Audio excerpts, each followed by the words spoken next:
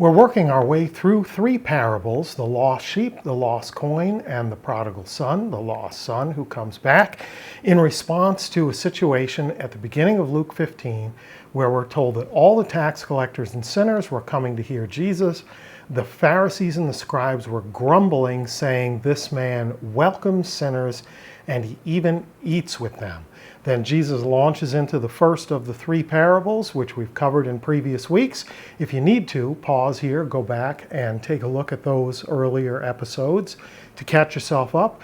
But where we left off last time was the younger of two sons who demanded his inheritance before his father died, who left his family, went off to a distant country, and squandered everything. And where we saw him last was he was tending pigs in the midst of a famine, and he wanted to eat the food that the pigs were eating, but no one would even give him that.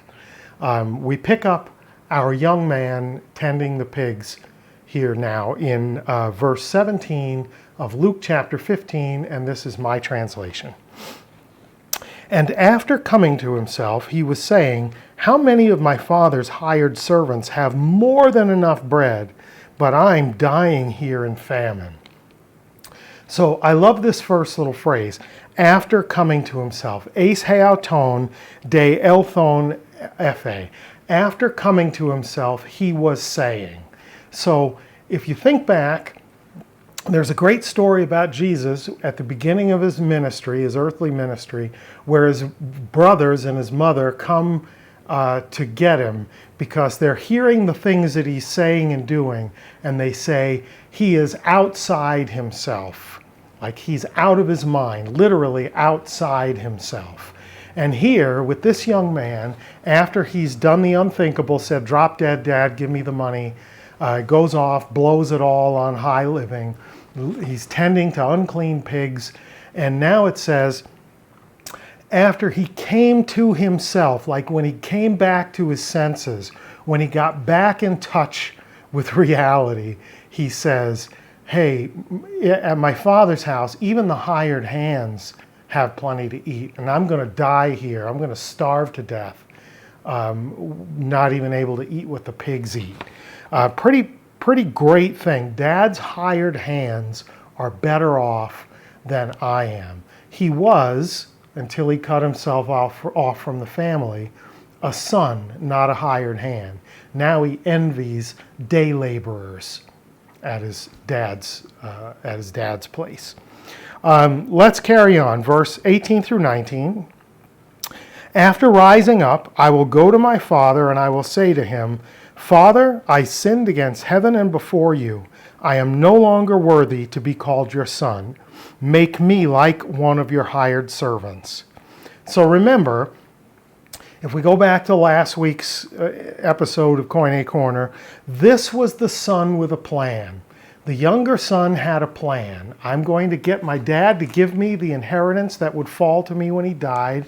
I'm going to liquidate those assets, and I'm going to get out of Dodge. I don't want to be a part of this family, this culture, this place. I'm going to a distant land. I'm going to make my own way. He's a young man with a plan when he's ready to exit. And here we see him again as a young man with a plan.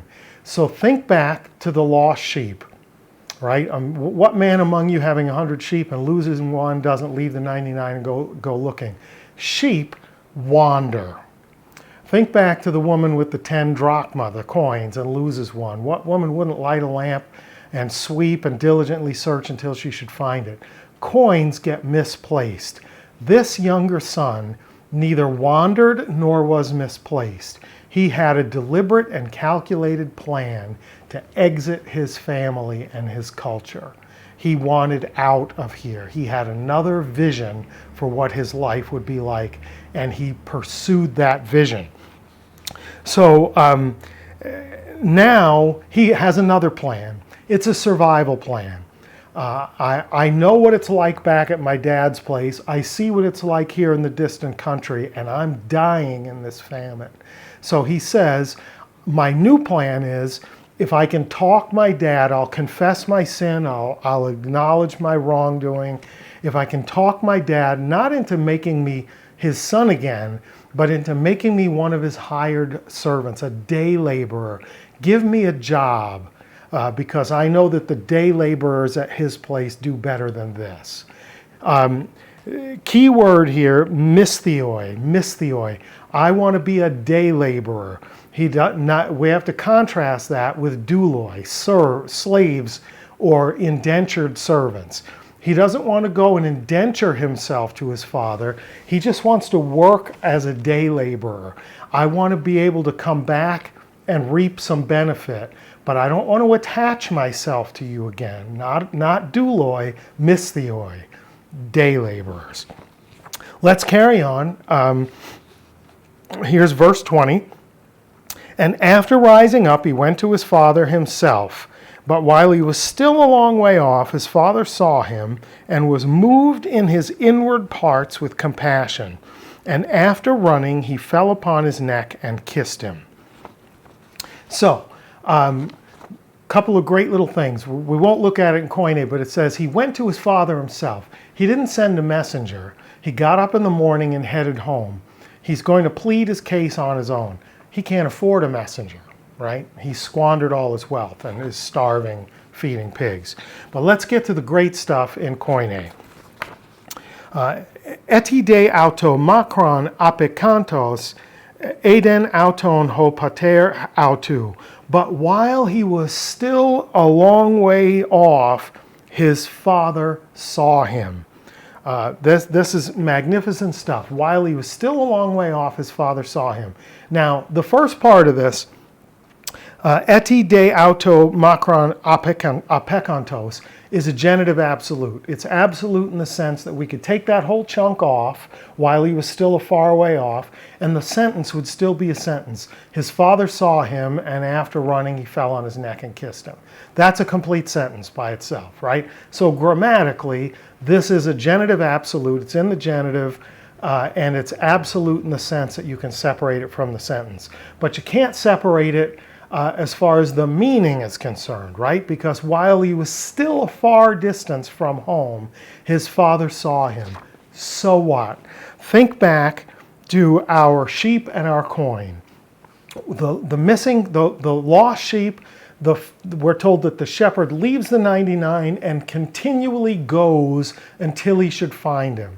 The woman sets the 9 aside, lights a lamp, sweeps the floor, diligently searches until she should find it.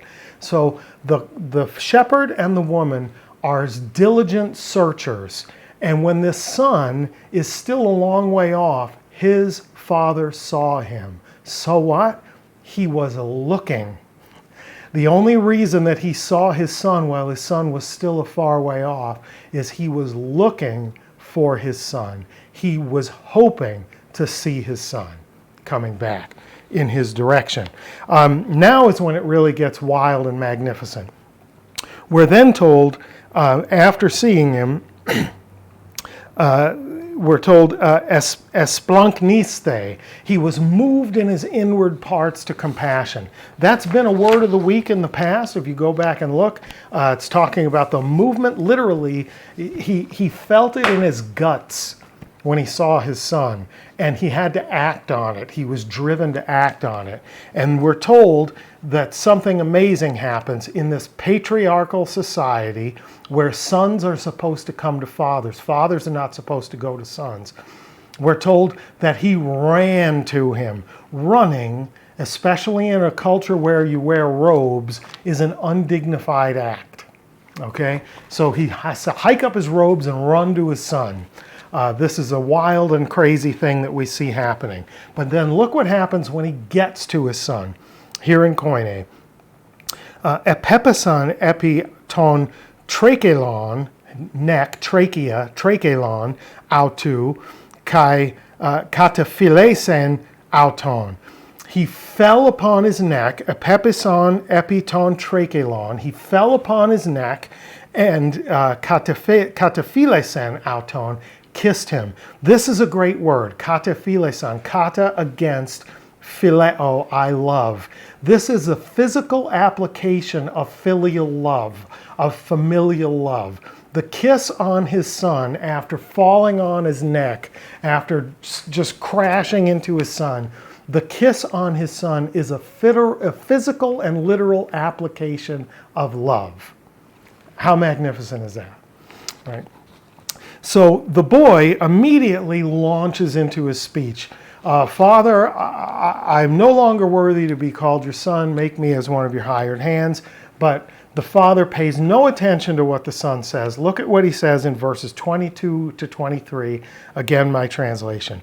But the father said to his servants, quickly bring out the best robe and put it on him, and place a ring on his hand and sandals on his feet, and bring the fatted calf, kill it, and eat a celebration feast. So the dad ignores his speech. He's not interested. Here he is, the young son is broke. He's been tending pigs. He's hungry. He's abandoned his family. But the first word out of the father's mouth to his servants, to his douloi, not his mistheoi, to his slaves, his indentured servants, he says, taku, quickly wrap him in the best robe, literally the first robe, he says, the first robe, the best stole, the number one robe in the household. Put a ring on his hand that shows the family signet. Make him a son again, and get sandals on his feet, because barefootedness is for slaves. So get my son back in the accoutrement of being my son. He's come home in shame, but I'm going to robe him in the best robe, put the family signet on his hand, and get his feet back off the dirt and into sandals. He's family, he's not a servant. Don't let me hear any talk about making you like one of my hired servants. And he says, start the feast, get the fatted calf, kill it, get the feast going, because we're going to partay. Why? He then tells us in verse 24. Because this son of mine was dead and began living again. He was lost and has been found. And they began to celebrate the feast. Let's look at this thing, this one little nugget in Koine to close. It's magnificent and spectacular for the context of Luke 15, going back to the first three verses. It says, Hutos hohuios mu nekros ein. This son of mine was dead. Ein is the imperfect third-person singular form of me. He was dead, nekros. Kai anezason. And aorist, inceptive, he started to live again. He was dead. That was his condition, his state. He was dead, but he started to live again. Look at the last part. Ein apollolos kai eurethe. He was lost, same form of me. He was lost and has been found, inceptive, aorist again. He was dead and has started to live again. He was lost and now he's been found. So both cases, we get ein with a predicate followed by an aorist, an inceptive passive verb. This new thing is happening in his life. He was dead, he's alive again. He was lost, he has been found. Both in the sheep parable and the coin parable, the shepherd kept going until he should find it, and the woman kept sweeping and searching until she should find it. And here we close the interaction with the younger son with he was lost and has been found. But that's not the most important part. Think about this. In all three parables, we see that something was lost and has been found. But here in this parable, we get this magnificent stative verb that he was dead and he was lost are synonymous. So being lost, like a lost sheep, like a lost coin, or like a lost son, is the same as being dead. If I don't have access to you, it's the same as if you had died. If I don't have any relationship with you, it's like you don't live anymore. But he's come home and he's alive. You see where I'm going. He's come home and he's alive again. He was lost, but now he's found. Think back to the beginning of Luke 15. all the tax collectors and the sinners were coming to hear him, and the Pharisees and the scribes were grumbling, saying, "This man receives sinners, welcomes sinners, and he even eats with them." Why? Because they were dead, but now they're alive. They were lost. They were out there. They went their own way. They didn't wander or get misplaced. They deliberately went out and changed the way they affiliated in the world and the way they lived. But now they're coming back. And Jesus, like a certain man with 2 sons, says, of course I'm welcoming them. They're my family. They're my children. Put the best robe on them. Get a ring on their hand. Get sandals on their feet. Kill the fatted calf. Yes, I'm not only welcoming them, I'm also eating with them. We should feast because they were dead and they live again. They were lost and are found. How magnificent is that? How magnificent is that? Next week, we're going to end our series on Luke 15 with addressing the older son who didn't wander, who wasn't misplaced, and who didn't have a plan to exit the family, and how he pertains to the Pharisees and the scribes. I hope that was great for you. Like, share, subscribe, hit the notification bell, all that good stuff. And until next time, Karis Kai Arena Humin, grace and peace to you.